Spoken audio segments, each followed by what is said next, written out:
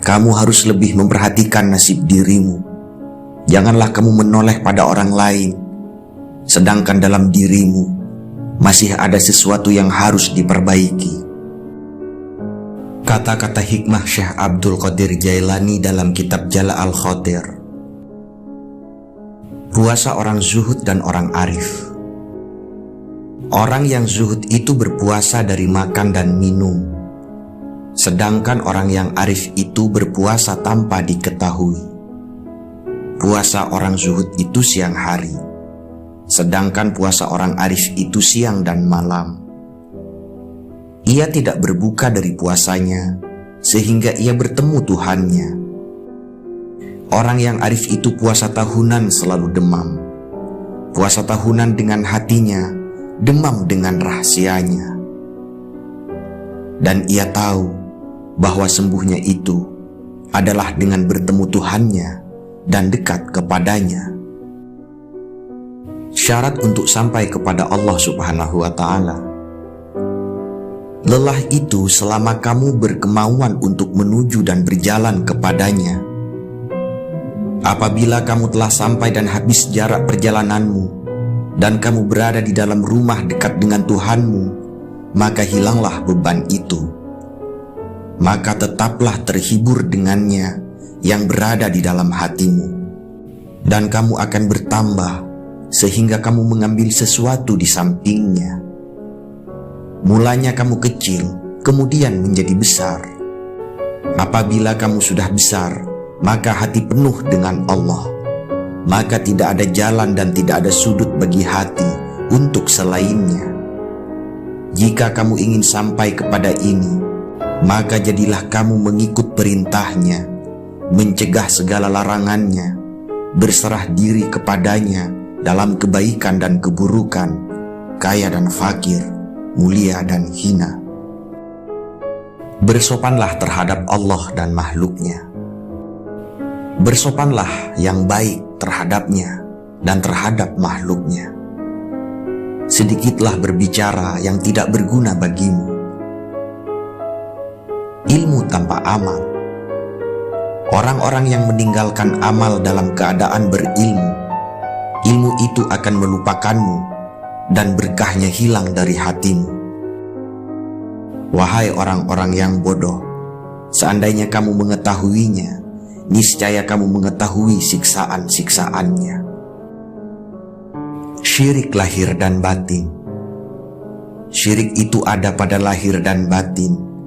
Syirik lahir ialah menyembah berhala, sedangkan syirik batin ialah berpegang kepada makhluk dan memandang mereka dapat memberi kemudaratan dan manfaat.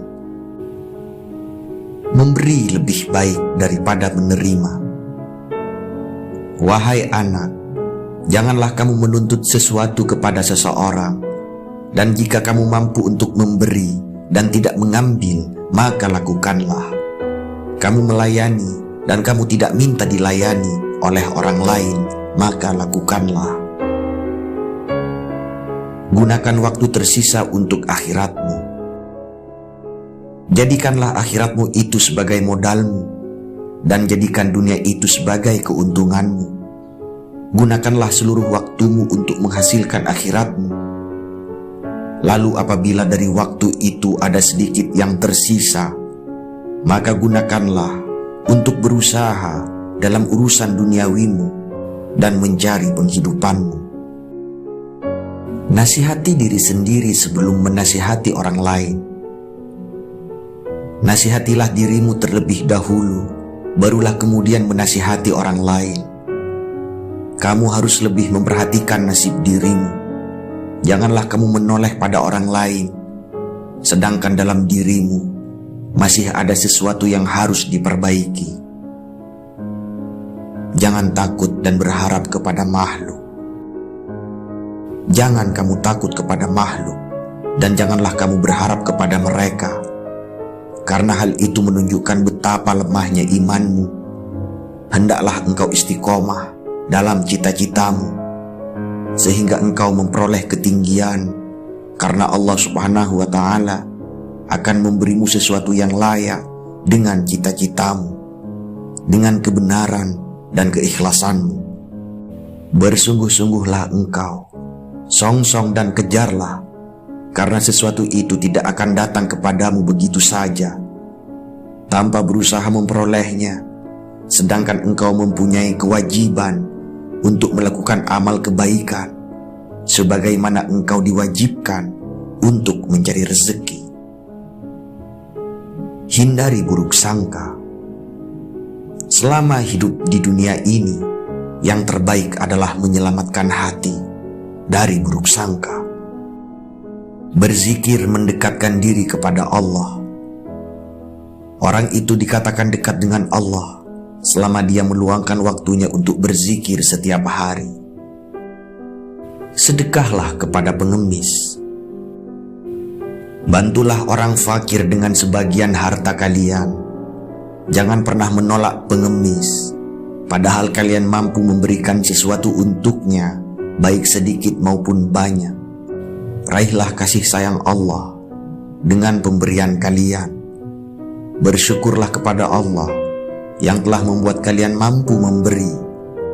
Jika pengemis adalah hadiah dari Allah, sementara kalian mampu memberinya, mengapa kalian menolak hadiah itu? Bohong kalau kalian mendengar nasihat dan menangis di hadapannya, tapi saat orang datang meminta uluran tangan, kalian malah membiarkannya. Itu menunjukkan bahwa tangisan kalian belum karena Allah.